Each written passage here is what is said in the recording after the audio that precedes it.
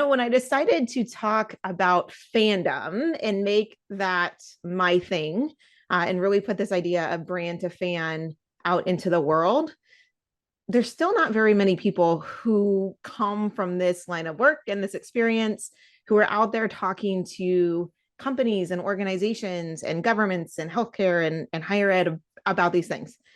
But y'all, I have found somebody who is doing this. We are kind of magnet opposites. We're on opposite coasts. We have kind of slightly opposite experiences, but I'm so excited to introduce you to Brittany Hodak. She's an award-winning entrepreneur, an author, and customer experience speaker.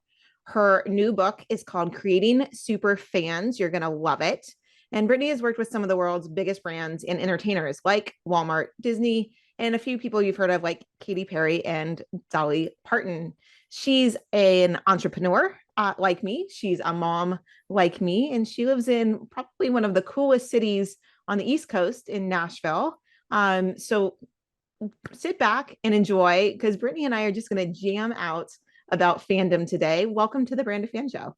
Thank you so much for having me, Lauren. I am so excited to be here. It is rare that I get to have a conversation with someone who I feel like I have so much in common with, and yet such an opposite approach. So I am thrilled for us to talk about our similarities, the differences, and just have a lot of fun. Yeah, same. And it's, as I was reading the book again and doing some of the research and looking at where you've been and how you talk about fandom, that kind of imposter syndrome or like intimidation level of like, okay, this is a little bit not like two leadership speakers speaking. We come at this from completely different angles, right? And so that I think is going to be really fun to unpack. It means that anyone who's interested in fandom and customer experience and employee experience are really going to hear kind of the 360 view from you and I today.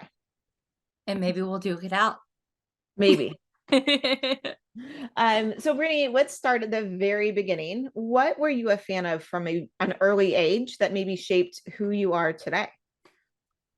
Gosh, so many things. I think because I was a fan of so many things, I realized early that there were people who weren't as fanatical about their entertainment and pop culture and like the things that were impacting their daily lives. And I remember thinking how crazy that was. Like, I remember as a child thinking it was weird that people could just like casually watch Full House or casually watch DuckTales or casually be a fan of the Texas Rangers. Because for me, for those things and so many others, I was all in. Like, I had very strong opinions from a very young age about like what brand of cereal we should be having and, like what brand of margarine we should have, like all of these things that I felt so very strongly about. And I wasn't old enough to understand and definitely not old enough to articulate why, yet it felt important and it felt like it mattered.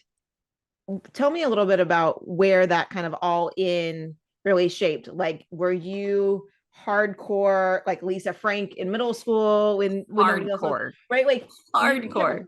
point back to that. What kinds of things did you start to realize, like, I'm really into X? Oh, I might be the only one all the way over here. So I think with sports, it really so I grew up in Oklahoma, where we had at the time no professional sports teams at all. So now there's a basketball team in Oklahoma City, but when I was living in Oklahoma, we had no professional sports teams. So college sports were really big, and then you had to like look outside of Oklahoma for professional sports teams. And my favorite sports team was the Texas Rangers, and we lived about 4.5 hours from Arlington, where the team played. And I would just beg my parents like all summer long, every weekend, like, please, please, please, can we go to Arlington? Please, please, please. And of course, it was time consuming and expensive because it wasn't just like hop in the car and go. It was like, okay, it's going to be like 5 hours and we're going to have to stay in a hotel and drive back the next day and all of the things. But I was so fascinated by the team that I knew everybody's stats. I knew everybody's batting information. I knew everything about the players, like their backstories, their families, where they were from, the teams they had been traded from. I remember when I was probably like 9 years old, I wrote a fan letter to the radio announcers because we didn't have cable TV. And so I would listen to the Texas Rangers broadcast on the local AM radio station, and they syndicated the guys' names were Eric Nadel and Brad Sham, and they were the sports announcers for the Rangers. And I wrote a fan letter to them because I had already written letters to everybody else. Like I'd already written to all the players, I'd written to the managers, I'd written to the coaches, and I was like, oh, I should write to Eric and Brad. And I will never forget when they not only sent me back like a handwritten note with autographed pictures of both of them and some really cool Rangers merch, they mentioned me in the broadcast. They were like, we just want to say hi to Brittany, who is listening in Roland, Oklahoma right now. Like, Brittany, thank you for listening to the games and being a Rangers fan. And we can't wait to see you next time you're at the ballpark. And I remember, like, as all of these things would happen, being so excited about it and talking about it, and friends that were like, yeah, okay, that's cool. Like, but did you see what we're having for lunch in the cafeteria today? Like, they just didn't seem as excited, or probably obsessed is a more appropriate word to use, about those things. And so I think I started to realize from a very young age, like, I think I care more deeply about many things than many other people, which of course then set me on a quest to figure out why, and all of the things that would come later, both from the business and marketing side, and also from the like psychology and sociology side. Yeah. I kind of stumbled into fandom as a like study where I wished it was something I could study in college, right? I understood some of this, like you're saying, and then understanding where I was coming up as social media started to become a thing, an inkling in someone's eye, and thinking like, man, I really would love to study that. I don't care about economics, and I don't really want to go get an MBA. Like, nope. But if I could sit and design my own program, and it's sociology and it's cultural studies and it's marketing and it's this, and that's essentially, I think now I don't feel like I need to go back to school, but that this work is essentially diving in and trying to do that part of it. Had I known fan studies was like an actual degree, not at my college, I'm sure I would have pursued a course like that. Oh, I would have loved to have pursued a fan studies course. And I think it's so fascinating every time they announce a new pop culture centered class. Like, every year there's like a bunch of new, like, Taylor Swift, studies courses, or, popular movies, like there's Star Wars courses or Stranger Things courses or whatever. And I always think it's really fascinating how you can look through a pop culture lens to understand more about anything, because really pop culture is just a collection of like the things people care about, and depending on the questions that you're asking, you can attack it from a bunch of different ways. Like, there's always something to be learned from looking at what's popular and asking why, whether that's music or sports or movies or TV or food or anything else that is having a quote unquote moment in pop culture in any in any country or any region. Yeah. And you came up from, you just talked about your sports fandom, and I know you came up from kind of that music and entertainment side. And I cut my teeth in sports all the way through, and then into traditional industry, right? But you also have an entrepreneurial background. So how did your interest in like caring about things that maybe other people don't care about in customer experience, in making these connections, how did that shape your early career? So I always wanted to work in the music industry. My two career path ambitions as a kid was, number one, I was going to be a peanut vendor at the ballpark in Arlington where the Texas Rangers played, because I thought, what a great way to get to watch every game for free and get paid. So that was like, That makes for total years, sense I to was me. like peanut vendor, like would write that on the what I want to be when I grow up. And then the second thing, I wanted to work in the music industry because I loved music. I thought rock and roll was the coolest thing in the world. And when I was 16, I got a job at the local radio station, which was where the AM affiliate was, where I would listen to those Rangers games. But I got a job at the FM station, which was a pop station. And I had the illustrious job of mascot. So I got to dress up as Sting the Bee, which was our radio station's mascot, and go to every like remote broadcast or grand opening of some event. And I became really fascinated with fandom in that job, seeing how people would react and connect at different concerts and different events to the artists who were there. And I'd come up with the idea for a really like coffee table book style experience for an album launch. So something that people could use if they had, whether it was an album launch or a tour or something else big that was happening. How do you make a physical package that matches the music? How do you make something that people want to own, want to have, that connects them more closely to the music? And I'd been like pitching the idea for the company for years, first as a college rep for Warner Brothers, then as a member of the marketing team at Sony Music. When I couldn't get traction in either of those jobs, I like left for the next job. The third music job I had was at an advertising agency where I was doing licensing and marketing and tour sponsorships and things like that for big brands. Also couldn't get them behind the idea. So I was about to leave and go take a job at Universal Music Group when a friend of mine who was the music buyer at Walmart, her name is Jenny, and Jenny had been hearing about me, or had been hearing me talk about this idea for like 5 years at that point, or 6 years. And she was like, I know this is your idea. I know you're the one trying to make this happen. Rather than you going to work somewhere else, why don't you just start your own company? I'll give you a vendor number. If you can get labels to partner with you, do that. And like, let this be your company. Don't just go waste more years. And, they weren't wasted, but she was like, don't just go spend like more years at other companies trying to get this idea to come to life. Like, I believe in you. I think that this is a really great idea. So, her taking a leap of faith and saying, I believe in you, and stepping out. And, by the way, having the power at the time, the biggest company in the world, to say, we'll buy your stuff if you can get people to partner with you, is really what propelled me into entrepreneurship. Because I honestly had never even thought about being an entrepreneur. I thought the way you made big things happen was to go work at big companies and like use those big budgets. I just didn't really know a lot about the world of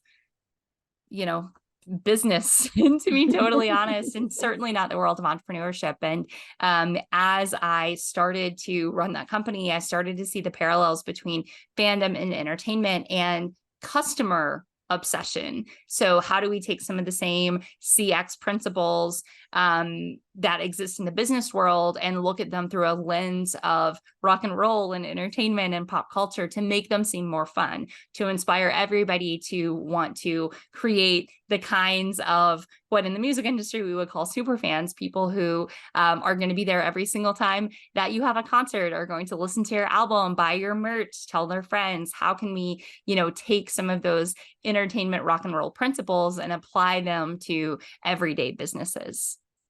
Yeah. And that's been your work ever since, right? I mean, I know you have been talking about Superfans and the way that you've described them, and obviously wrote the whole book around that, have the keynote around that as well.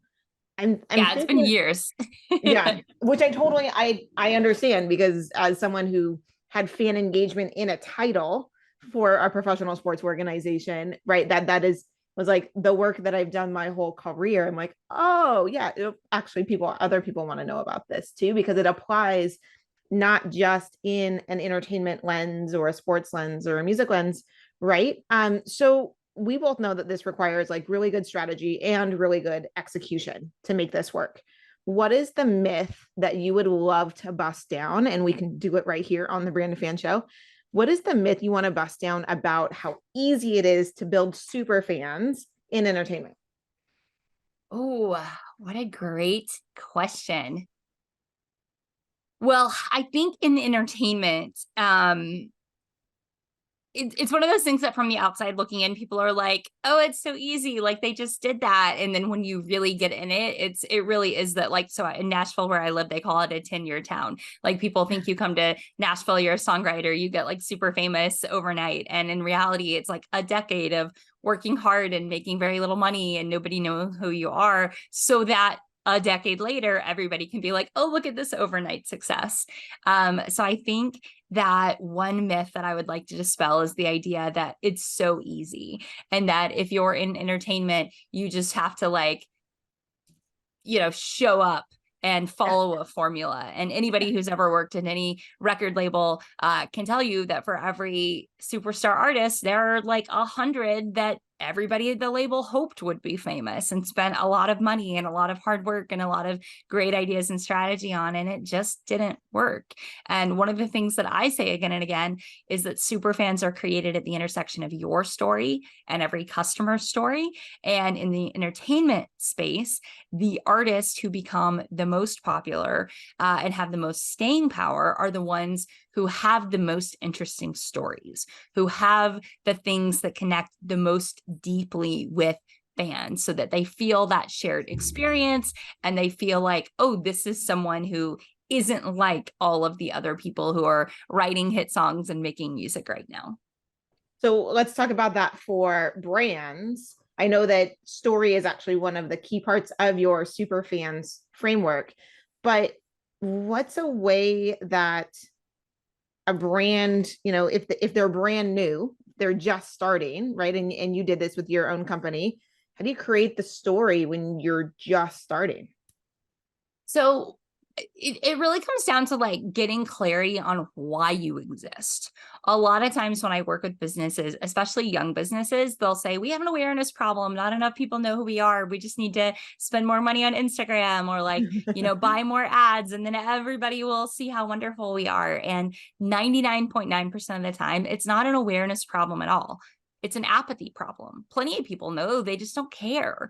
And the reason they don't care is because we are all so busy. We all have so much going on. Nobody wakes up, including, I mean, Lauren, you can tell me if this is true for you, but I feel like if it's true for me, it's probably true for everybody because I am obsessed with fandom and super fans. I do not wake up in the morning and say, am I going to find something new to be a super fan of today? Like, I am not looking for brands to fall in love with. I am not looking for more people to separate me from my money. Do you wake up and say like, I hope I can find someone I didn't know about who's going to like take all of my money or time or attention today? Yeah, definitely not consciously. That's not happening. Doesn't happen. Yeah. So what that means is that you've got to be good enough to where somebody who isn't looking for something to fall in love with comes across your story and is compelled to take an action, whether that's buying from you right now, whether that's remembering who you are, signing up for your newsletter, following you on social media, telling a friend about you, whatever that action is, you've got to overpower the apathy, because apathy is a pretty strong force, because we all have plenty to care about with room to spare. So if you want someone to care about your thing, you have got to make what you do relevant to their lives in a way that they can't ignore. And the thing that I always ask brand new brands, or brands who have been around for a long time but don't feel like they're advancing or spending lots and lots of money and just churning through customers, is why should I care? Mm-hmm. Why should anyone care? What is it that you're doing that's so good and so important that it catapults you from the space of commodity provider, competing with lots and lots of other people in your category, to you are a category of one? You are someone who deserves super fans, who people should be coming back to again and again. Like, what is it? What is your thing? And a lot of times people can't answer that question. And my question back then is always like, well, if you don't know the answer, how in the world is a prospective customer ever going to be able to figure it out? Like, spoiler alert, they won't. They will come to the decision that you must not be the best. You must not be the right one, or they would have been able to see that clearly when they were doing their research. Right. And this is just that first kind of step in your super acronym. Your own framework for fandom is built into this SUPER or analogy. what are the other letters? And can you maybe just, I mean, this, I don't want you to have to reveal all the secret sauce, but what are what do the other letters stand for? Because So I know yeah, well, it builds upon itself. I always like to give away the sauce because the secret is, and I know you know this, is the formula has to be different for everyone. It's in the DNA of your company. Like we were talking before we started recording about how weird DNA is, how our kids like all ended up so different from each other, even though like they are all made from the same ingredients. Customer experience is the same way. It's not a one size fits all.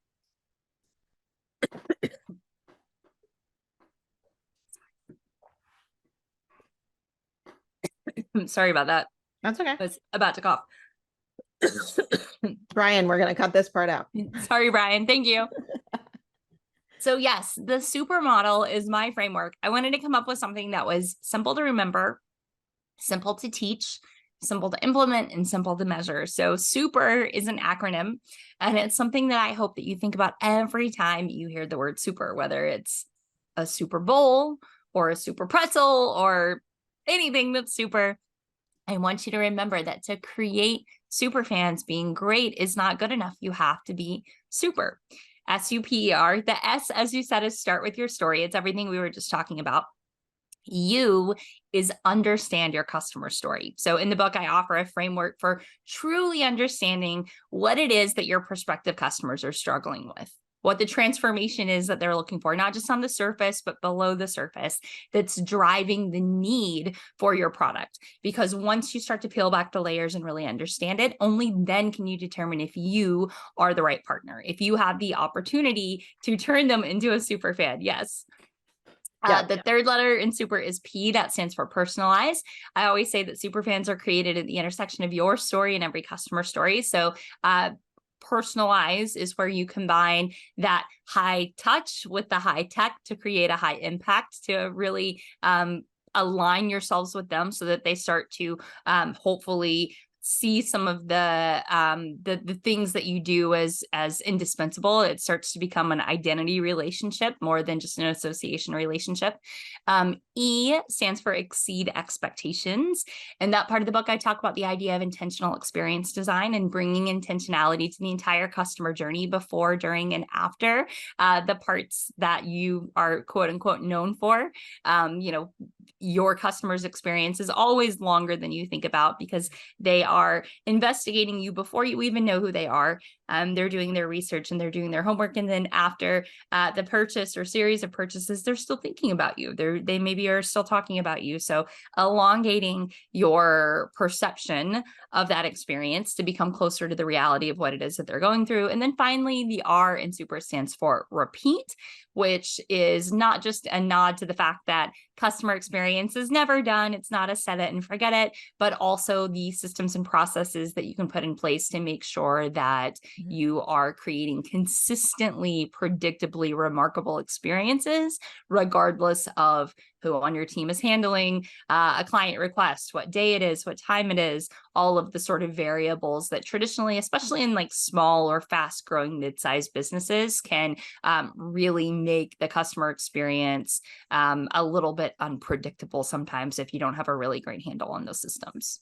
Yeah. And what I love about your framework is it is super memorable. It's easy to think about. In fact, when you were doing it, I was like writing it out in my notes. And then I was like, I think I got these. Like, let me double check right as you're listing them off. And so it's something that does stick with you. It's nice and sticky.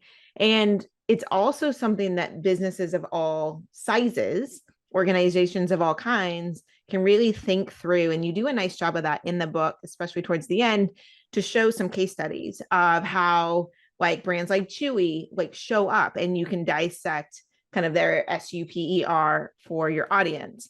And I've done a lot of that on stage with ad campaigns also around pets. I am also keeping notes on like all the things that you say that I'm like, oh, that's just almost like me, or like I have almost the inverse of that.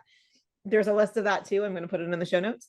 But creating these, like using the examples and using your framework to kind of back out of, here's like, I didn't create this campaign or I didn't create this process, but using the frameworks that you have, we can identify what likely kind of went into that secret sauce. So just well done on creating something that's like nice and sticky, obviously has resonated with so many people.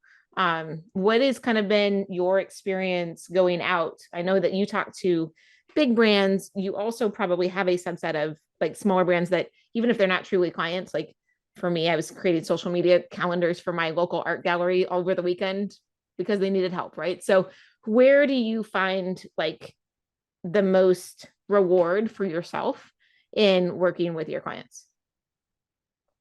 I think the further along we get in our careers, the more we look through things with like different lenses, and there's like the different kind of rewarding. There's the things that you're really excited to like show up and do. There's the like bucket list things where you're like, I can't believe I have the opportunity to work with this person or this company or for this event, whatever it is.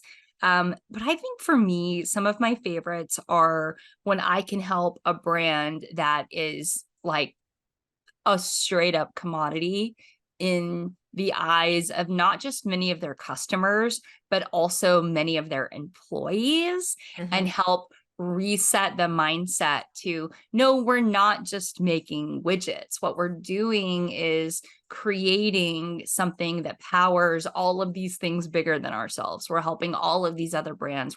We're the reliable, dependable partner to people who are doing all of these things all across the world, and sort of reframing the mindset. Because I think it's the other day, my 5-year-old asked me how Wi-Fi worked, and it took like 4 seconds for him to be like, yeah, I'm gonna just ask Alexa, because he could tell like I didn't know what I was talking about. And I mean, when you have kids all the time, you're like asked to explain things that you're like, how am I gonna do this? And I feel like customer experience in a lot of ways for a lot of people is one of those things. Like sometimes I will go and I will start talking either on stage or to a company, and people in the organization are like, I've worked in customer service for 15 years. I've never thought about things this way. Just because they hadn't been exposed to it. They were around it, but they had never taken the time to understand what it really was, why it mattered, and how things could work together to make it work. It was just like, oh, this is my job. I'm going to answer phones. I'm going to read the script. I'm going to do this. Oh, I'm going to do this. And then that's going to happen. So to really pull back the layers and like understand it, I think is really cool. And so I think that's some of my favorite work, and some of the most rewarding work is when I can go in and say, people thought like, oh, I can go get a job at a competitor down the street and it's exactly the same. And after working together and thinking about their service culture and putting together playbooks for them to use to turn their own customers into super fans, the employees were like, wait, this is really cool. We have the opportunity to do something really special here. Yeah, one of the things that I find that's so overlooked is that employee experience is actually the first layer of Oh, building those super 100%. fans, and brands of all sizes really need to look at that. So on this podcast, we've talked a lot about how leadership and employee success and company culture really have to play into, because at the most basic level, those are the people who should be the most invested in the success of your business if they're really there for the right reasons. 100%. And even if they're not there for the right reasons, you're going to see the ill effects of that. Like one of the things I always say is, your brand is not your logo. People think that their logo and their colors and things like that are the brand. Your brand is the way your employees treat your customers. That is what people remember. That is what they talk about. That is what is going to determine whether they come back or they do not come back. And I think a lot of times, especially in marketing, people want to draw inspiration from Nike or Amazon or Apple. And, that's fine. But the truth is, your brand is probably not Apple or Amazon or Nike. And until you get to that level, until, somebody can look at your logo and have an emotional reaction and feel something, the reality is you are going to be much better served to spend that time, energy, attention, money on making your employees love their jobs more, because then they will treat customers better and they will create an environment where, everybody feels the difference. They feel that it's not like the other options out there. Like spend that money making your employee break room nicer. Don't spend it on, like the 83rd revision to the font under your logo that no one but you is going to notice.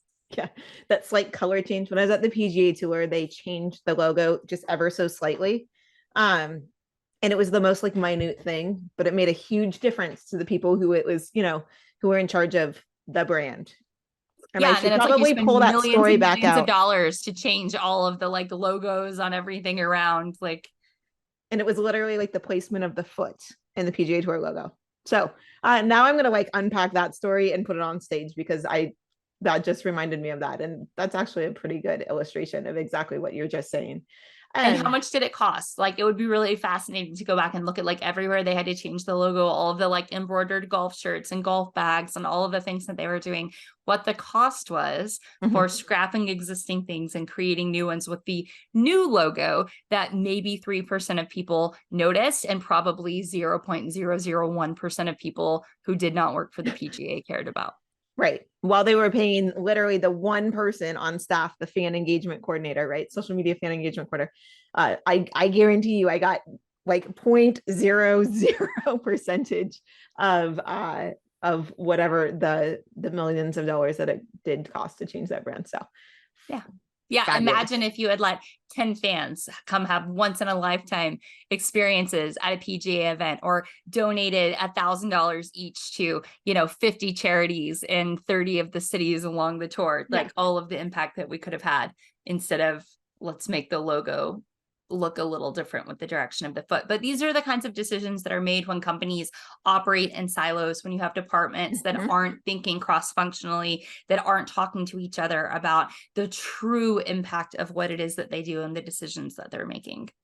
Absolutely. Some of those, let's talk a little bit more about those overlooked opportunities for brands. So one thing that I noticed going back through creating Superfans and just reading the chapter titles is that every chapter title is a song title. And while I was kind of picking up on it, it was definitely when I got to back number 2 good. And I was like, and I saw Matchbox 20 earlier this year, and that is a favorite brand of mine from when or band of mine from when I was 13, right? So then I instantly was like, aha, I thought it was, and now it definitely is. Those are song titles, right? Probably of interest to someone like me who cares, like you, more about things than some people do. I thought it was a great choice.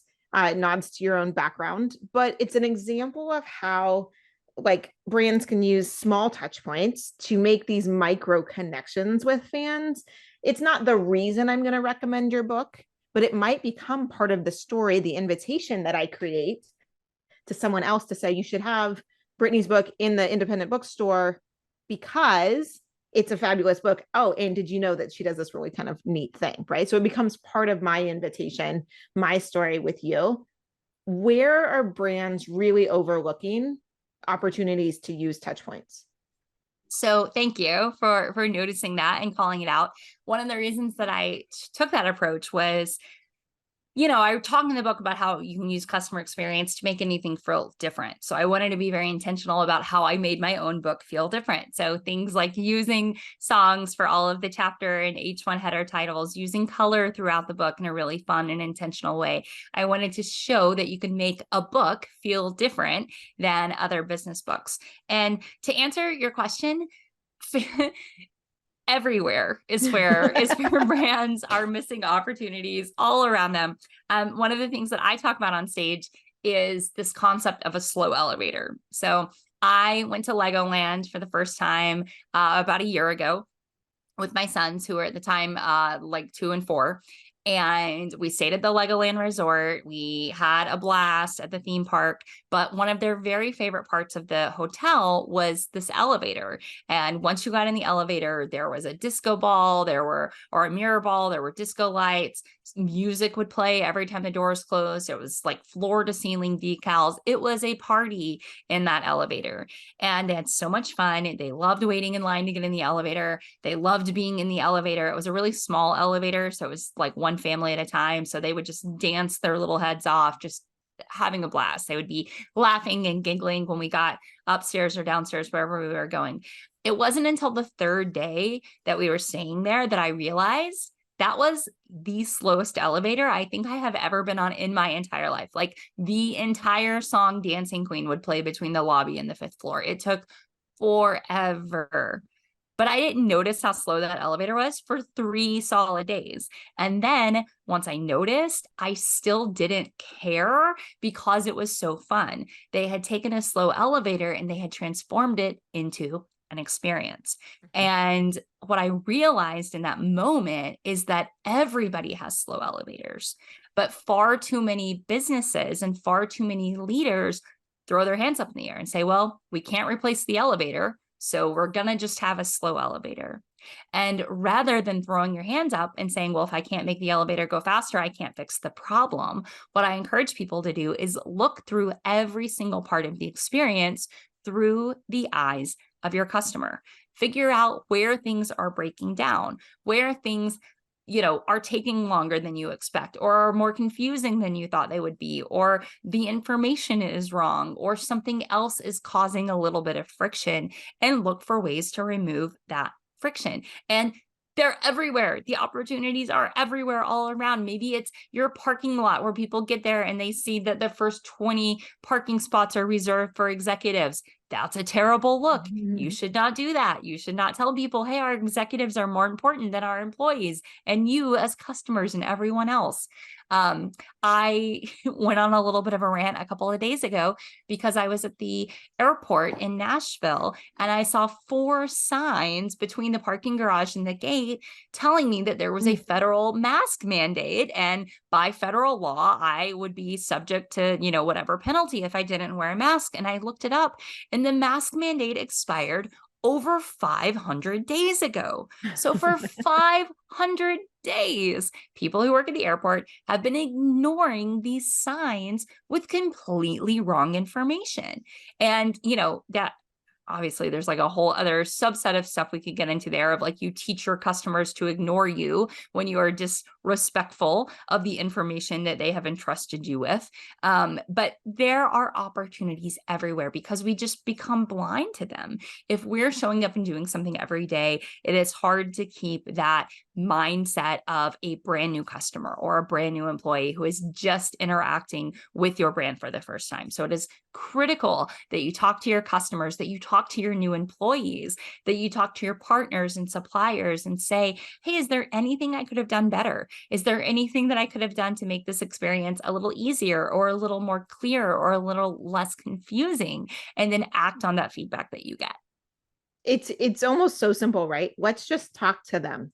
Let's just ask what they're asking. Like, let's just find out what their goal is and then understand why they're coming to us and where they get stuck, and not just what they're thinking about, but how they're feeling in that time, right? Because if you're forcing someone to ignore the information that's up, right, then you've created a huge barrier to actually getting them to pay attention to something that's relevant. I was going to ask you, you might have just answered it, but you might also have a different answer. I was going to ask you, what is one thing that you wish brands knew about their fans, about their super fans or their customers? Because we just talked about why it's important to do that. But is there something? I wish they knew that they want to feel as important to you as you feel to them. They are seeking a sense of reciprocity. To them, your brand, is important. It may be something that they see as a part of their identity, something that they're making sacrifices to spend money on, to align themselves with. They do not want to be seen by you or your organization as just another number, just another PO, just another invoice, just another customer. That reciprocity is so important. And even if they're not explicitly asking for it, they are hoping to find that. So when you're speaking to a super fan or even a potential super fan, you've got to, in the words of a gentleman named Dr. Tony Alessandra, you've got to follow the platinum rule. You've got to treat them the way they want to be treated. You should not take a one-size-fits-all approach to every single one of your customers. You should personalize things to the extent that it is possible to do so, to show them that they as an individual matter to you, that you're happy, that they feel the same connection to your brand that others in the community feel. What happens when they don't feel it? One thing that we haven't... Not only do they defect loudly. These are the people who channel that same love that they had for you into now hate. It is not indifference. It is very often vocal, like trashing on social media or going and finding another solution and then trying to tell everyone in their sphere of influence why this new solution, this competitor solution, is better than you. Yeah. One thing that we haven't talked a lot about here, and it is the kind of the piece that when I do the research for my book, I was like, I really want to dive into the falling out of fandom, Mm-hmm. because that is, we do put a lot of time and energy and resources, into customer experience and thinking through that once we kind of have, you and I have convinced the world of those things, right? And falling out of fandom sometimes happens because it happens for a ton of different reasons. But if you're triggering that as well, that's obviously not a good move for a business. So, do you have an example of a brand that really has lost a lot of fans or super fans lately? Well, I think because of how politically charged and divided the world feels right now, we're seeing that happen a lot, right? The whole idea of cancel culture, like, I always roll my eyes at that term. I think it's rather silly, but you look at the loss of market cap of a company like Bud Light, and it's impossible to deny that when you have people who feel motivated to stop aligning themselves with you for any one reason or another, it can have truly significant impact, both financially and also culturally. And we'll see sort of what the life cycle of Anheuser-Busch stock price looks like coming back. But we're starting to see more and more examples of consumers voting with their dollars and saying, we don't feel like this is in alignment with what our identity is anymore. And sometimes it's for social issues, sometimes it's for political issues, sometimes it's for issues that seem to have not a lot to do with anything else. But yes, there are certainly lots of examples of brands who you know made a move or aligned themselves in a way that certain elements of their customers said, this doesn't feel authentic to us and we're not going to support you anymore, and they saw real financial ramifications. Yeah, it's really interesting, as you're saying, to think about what the culture looks like. Going back to even some you were talking about earlier, we were talking about pop culture being the lens through what people care about, and that has, in some ways, that kind of created that mirror of cancel culture for other people, and it's a scary thing. I've always thought that super fans, in the way that you describe them, are the riskiest way to get right. I really think of fandom as a journey, and not everybody's going to get there to the top. But when they do, the way that they put themselves into the brand and put their own meaning into the brand actually creates the most risk for a brand. Oh, yeah, I remember like when I was in high school and college, and you would see news footage of, whether it was like a mass shooter or, somebody else like perpetrating like a terrible crime, and they would have a ball cap on with a team, or they would have a t-shirt on. And I just always wondered about that association and what that did. And I think most people are smart enough to know that if somebody is going to be a rogue actor, like the clothes that they're wearing do not represent the entities behind that clothing. But you look at now, I think it would be easy to argue like, well, can everybody make that distinction? Is everybody sort of in a state of mind from both a mental and intellectual standpoint to be able to like understand and see that difference? And I don't know. I mean, it's scary that I feel like the answer is like, I don't know. But I think that is becoming like a real thing of institutions having to say like, hey, by the way, this picture of somebody wearing our team's shirt or jersey or hat is not in any way representative of what we stand for, and does not align at all with who we are as a team or university or brand, or fill in the blank. Yeah, that creates a lot of risk for a lot of people who maybe didn't even have to think about that 10, 20 years ago, especially before the rise of media online. Okay, I have one more question for you before we dive into the last question, right? I've never asked anybody this, but I'm going to ask you. Okay. Does the word fan feel overused to you and overgeneralized? I think it is becoming that way. And so, fun fact, I told you when I was going to start my company, it was the end of 2010. I wanted to call the company the Superfan Company. And everybody universally was like, that's a terrible idea, because their connotation of the word super fan was either like the adult gamer living in their parents' basement, or teenage, at the time it was like Jonas Brother, One Direction fans.